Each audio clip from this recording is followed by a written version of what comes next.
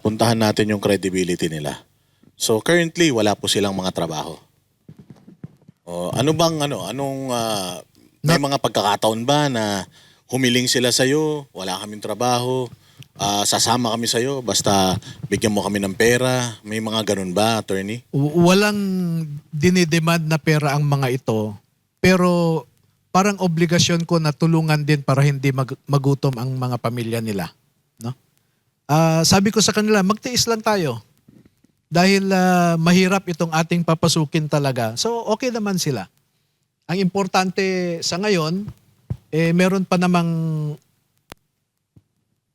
nakakain yung kanilang mga pamilya.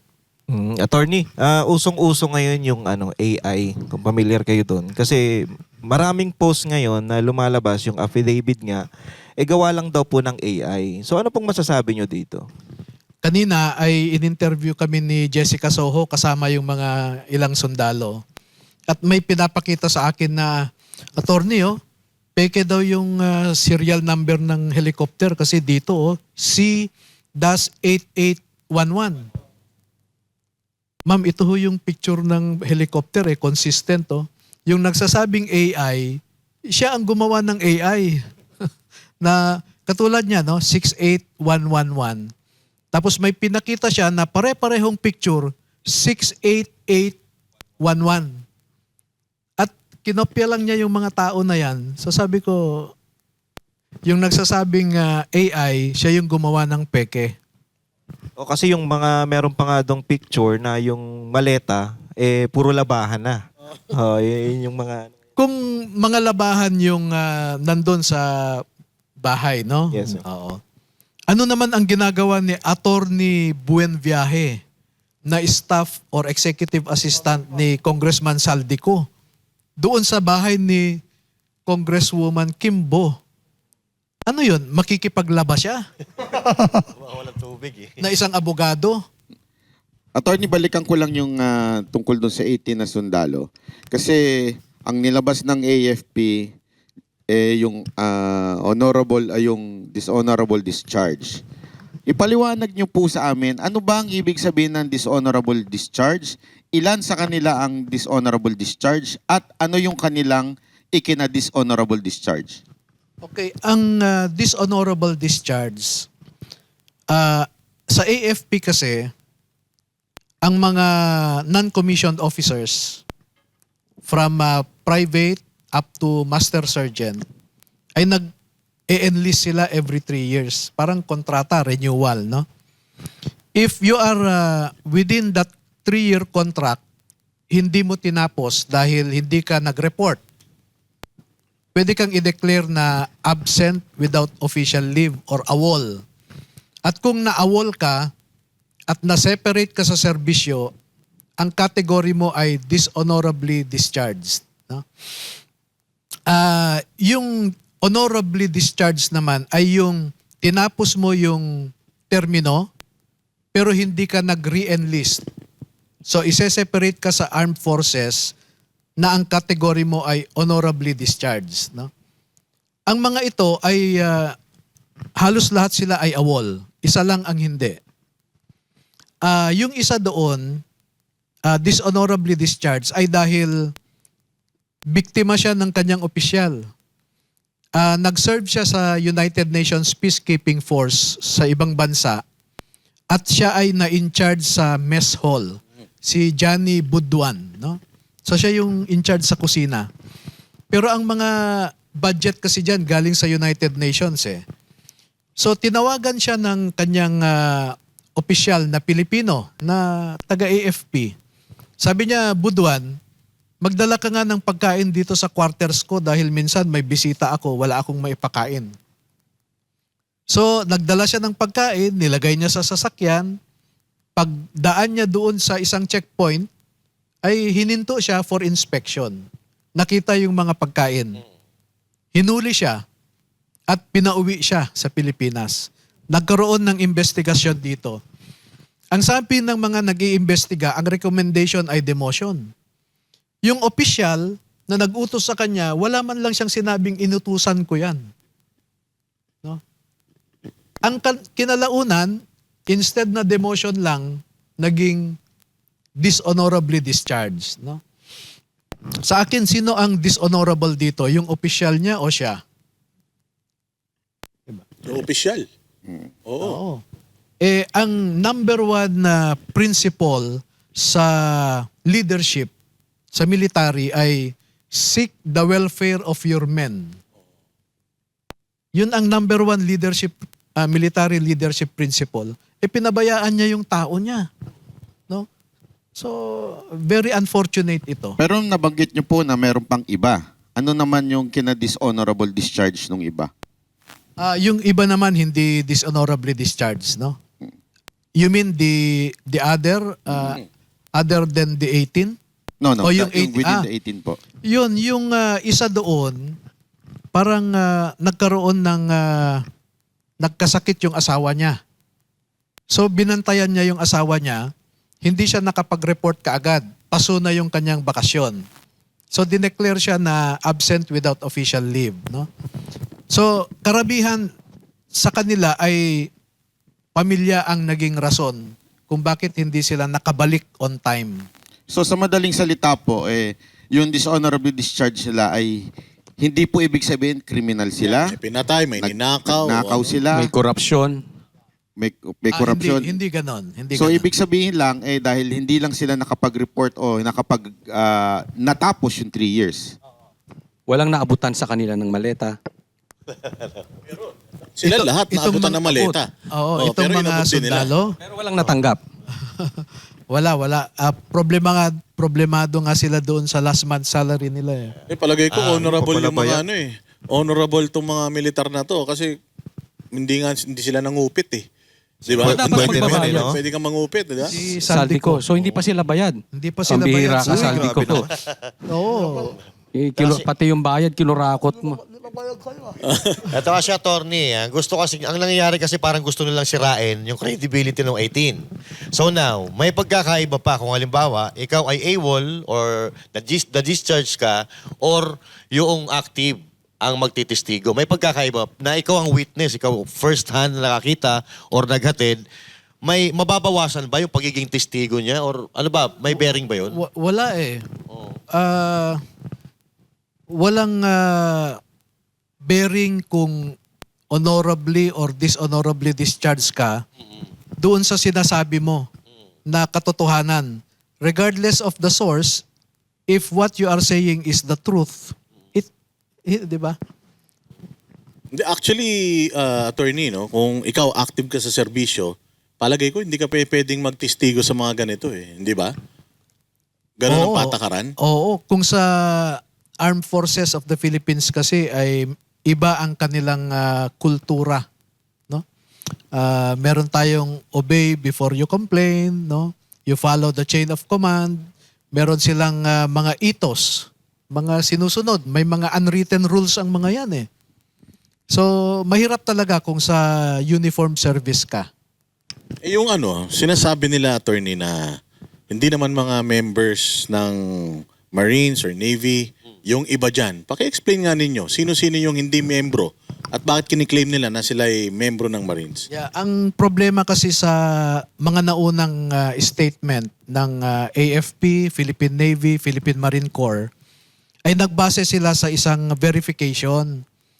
Ang nakalagay kasi doon, pangalan ng sundalo, nakalagay under verification. Nagsalita na sila kaagad na hindi Marines ang mga ito. Pero pinapanindigan namin na yung nakalagay sa affidavit, 2 sa kanila ay konektado sa Philippine Army dati at yung 16 puro mga Marines. At merong serial numbers ang mga ito. So meron po kayong hawak na ebidensya na magpapatunay na sila yung mga Marines. Meron po. Kaya nga, meron ng bagong statement ang Philippine Navy na doon sa 18, dalawa daw ay hindi Marines. Hindi naman namin claim na lahat sila Marines eh. Kasi yung 2 Army. So, inaccept na nila ngayon na yung 16 ay dating mga Marines. Kasi po yan ang binaluktot ng mga media. Pag unang salang nyo pa lang, sinabi kagad nila 18 ex-Marines. Tapos biglang itatanong nila sa AFP, Marines ba ito? Tapos nung sinabing hindi, para bagang sinasabi sa inyo, hindi kayo credible doon sa ano. Ngayon, punta tayo dito sa nabanggit nyong media. Ito, mainit na issue dahil napanood ko po ang lahat ng interview nyo. At bawat interview nyo talaga namang condescending yung mga tanong sa inyo. Kayo po ba naniniwala na talagang lahat ng media na umaano sa inyo ngayon ay under sa payroll ng itong nakatanggap ng maleta? Alam nyo, malawak yung media operations ni Saldico noon na ipinagpatuloy ng mga kasapi sa kasalukuyang administrasyon pa rin, no? Halos 300 na trolls ang nandyan sa isang building sa Makati. At nagdadala ang mga ito regular ng pera para sa pangsweldo. Isipin mo, 3 palapag ang inoccupy nila sa isang building dyan sa Makati. No? Meron ngang isang media operator na nandyan sa Timog ang kanyang opisina sa President's Tower ba yan? Yung kanto. Oo. Uy. Merong isang nag-oopisina dyan na 8 maleta ang inakyat eh. Masarap Ay yung no, mga... 6. I'm sorry. Alam 6. ni Coach Olin Timog ah.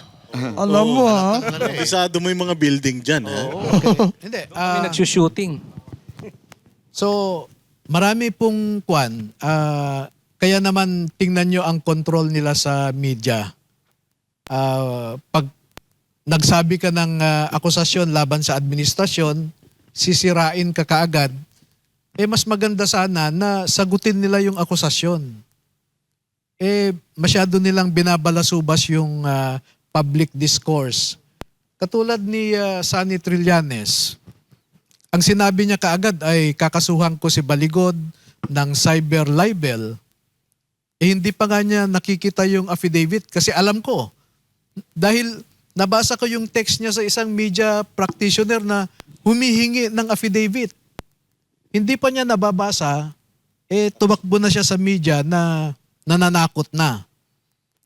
Yung isang kasamahan niya, yung si Alejano, sinasabi niya na paldo daw ako, nabigyan din daw ako ng maleta at nangangarap daw akong maging sekretary ng isang departamento.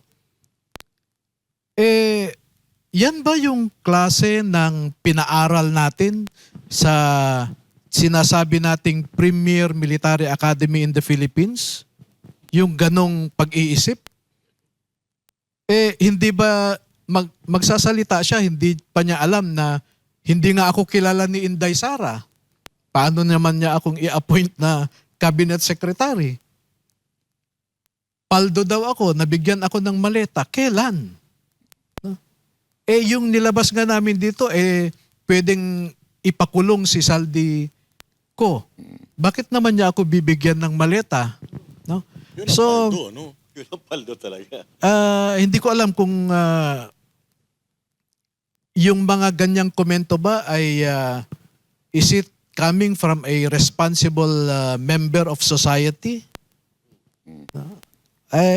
Yan ang sinasabi ko na mga talkative na hindi nag-iisip. Attorney, balikan lang natin yung sa media. Kaya nyo po bang mabanggit o doon na lang doon sa affidavit nyo ilalabas yung pangalan? Yung kaya namin binanggit doon na nagbibigay sa mga media practitioners, no, para ipakita lamang na yung pera ng bayan ay ginagamit nila para sa sarili nilang interest at para sirain ang kapwa Pilipino nila, no? Doon sa individual na media practitioner na nabigyan ng mga mali-maleta ng pera, ang sa akin naman ay baka naman bayad sa serbisyo nila at hindi nila kailangang tanungin kung saan nanggaling yung ibinayad sa kanila, no? Kaya hindi ko po binanggit doon yung mga pangalan. At sinabihan ko rin yung mga sundalo na kahit binanggit nyo ito sa akin, ay minarapat kong hindi ilagay. Katulad ng isang mambabatas, yung letter B, blackout. Kasi sabi ko, unfair sa pamilya niya. Oh, yeah. Dahil wala na siya, hindi na niya, he cannot defend his name and reputation anymore. So let us be fair to him also. Kaya blinak out ko po yun. At naku po, marami pa silang mga sinasabi na hindi pwedeng ilagay dyan. No? Pero, attorney, nabanggit nyo kanina na doon sa troll farm ay may politikong pumupunta. Ay siguro yun, pwede natin mabanggit dahil yun po ay politiko naman. Pwede po ba natin malaman kung sino yung pumupunta doon? Nako, matataas na opisyal ito ng House of Representatives kasi minsan sa top floor ng building na yon ay doon sila nag-iinuman minsan, no? Oo. Nag-iinuman, mga Marami congressman. Oo. Babanggitin ko yung kasama pangalan. si Saldico. No? Kasama si Saldico. Oo. Kung si Saldico umiinom doon, sino ba ang mga ka-level niyang kainuman, di ba? Yung sa Quadcom, meron ba doon? Yung iba ho doon sa Quadcom, baka hindi na makaakyat sa top floor. Sa sobrang taas, ito po ba ay si Romualdez? Hindi po. Kasi sa akin yung pag-iinom doon, I think hindi naman krimen, no? Yes. Hindi naman krimen. Siguro, pwede nyo banggitin. Inuman lang naman. Parang tayo, pwede tayo mag-inuman. Sino yung mga nagiinuman doon? Focus na lang tayo sa mas importanteng issue ng bayan. Ayan. Itong listahan, may listahan kayo, 'di ba, attorney? Lumabas yung mga congressman, no? Meron din daw bang mga senador, secretary, yung mga matataas na mga Oo. mga departamento ng gobyerno. Oo, meron diyan mga senador, no, na ilista. At may mga additional na detalye pa yan.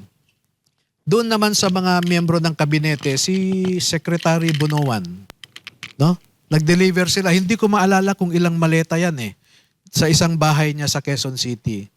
Si dating DBM Secretary Amena Pangandaman, no? Bernardo. Hindi, wala silang nabanggit na Bernardo. Pero si Secretary Pangandaman, siya mismo ang pumunta sa Horizon. At siya mismo ang tumanggap. Siya mismo ang kumuha doon, sa basement 3, no? Ito yung nakakatawa sa isang media practitioner, no? Na sabi nila, "Sir, alam mo bang tinitingala namin itong tao na to? Believe kami sa kanya, pero nung nade-deliveran para namin siya, parang na-disappoint kami." Kasi may isang pangyayari na yung magde-deliver, tinawagan nung media practitioner. Sabi niya, "Doon na lang tayo mag-meet sa mall." So, punta sila. Ang sasakyan ko, ganito, ganyan, sa level na ganito, etc. Tapos, yan, buksan nyo na yung pintuan ng likod. Van ang dala niya buksan. Ipasok nyo na. Siya ang nagdo-drive. No? Media po? Oo. At 2 maleta yata yun or something. No? So, yun na nga. Ngayon natin nalalaman yung kasabihan na this is where our taxes go. Wala po silang nakitang tinapay doon? Bakery, Doon parang sa bakery. restaurant. Sa restaurant. Sa siguro. restaurant. Pero doon sa van, wala Doon sa naman. van, walang tinapay. Walang mga insimado dyan, gano'n. Walang, okay. Hindi, mabalik tayo dun sa sa ebidensya kasi nandoon na rin tayo Siyempre, 18 to. Sabi nyo nga, 30 to lumalabas Paano nyo ginather yung evidence? Isa-isa nyong kinausap? Ikaw muna, kung ano ibibigay mo sa akin, hanggang sa makompleto mo yung 30, tapos gumawa kayo ng consolidated na Nagkaroon po kami ng 2 beses na workshop, no? May mga pictures ako dito na ganon. Ikaw, ano ang nalalaman mo? Inuna ko kasi, ibigay nyo sa akin ano ang sasakyan na ginamit, sino ang kasama nyong nag-deliver, sino ang inyong dineliveran, at kung saan. So, binigyan ko sila ng kanya-kanyang papel. Ginaya yung diagram na yon. So, nagsulat sila. And then, pagkatapos nun, ipinasok ko sa isang draft. After a week, binalikan ko sila. Gusto kong malaman kung consistent sila So, matagal po ito. December, January, and then hanggang February. No? 3 buwan. Yung matagal daw Sabi nyo, no? Yan ang kinu-question nila. Yung timing. Sinadya nyo ito para sa ICC? Hindi nga ako updated kung anong nangyayari sa ICC po eh. Basta sa akin ay nung nakontento ako na yung sinasabi nila ay totoo, no? Dahil consistent sila eh. A week before na pirmahan nila, binigyan ko pa sila lahat ng kopya. At gusto kong sa isang linggo reviewin nyo yan. So nung may mga corrections sila na very minor, so finalize na namin nung umaga ng February 2023. February 23, 2025. So nung okay na sila, 2026, sorry, no? February 23, 2026. So nung okay na sila, sabi ko ipanotaryo na natin. So pumayag sila. May tinawagan ako na Saan yun pinanotarize? Kasi baka mamaya tumanggi na naman yung abogado. Doon tayo pupunta eh. Nangyari, napanood na namin yun eh. Oo, meron, I asked permission from the notary at saka yung witness, si Bishop Tendero, at saka yung 18 na mag-video ako sa seremonyas ninyo. Baka sira yung CCTV na naman. Mahirap. Hindi, may video yon na tinanong sila ng notaryo, kayo ba ang gumawa nito? Naintindihan nyo ba ang nilalaman dito? Tinakot ba kayo? Sinuhulan ba kayo? Prinomesahan ba kayo? So, okay naman yung sagot. So, nagsumpa sila.